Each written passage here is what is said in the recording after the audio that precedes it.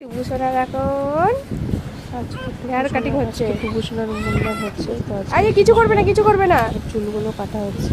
ভয় পাবে গো। ভীষণ জ্বালা চুল কাটাতে কিচ্ছু হবে না, কিচ্ছু হবে না বাবা। কান্না দেখে আমারও ভীষণ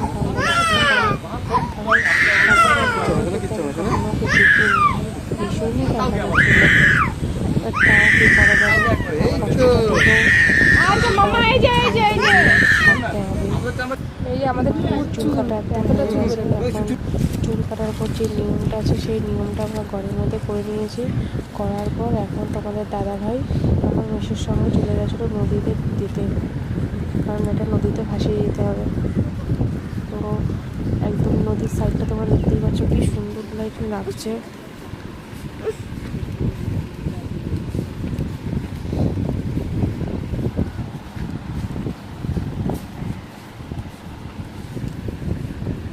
এই দাদা ভাই এখন নদীতে চলে গেছে মেসুর সঙ্গে।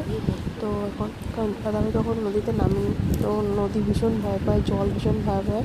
তো সেই জন্যই মেসো ওকে হাত ধরে নিয়েছিল, হাত ধরে এটা মানে তারপরেই নদীতে নেমেছে।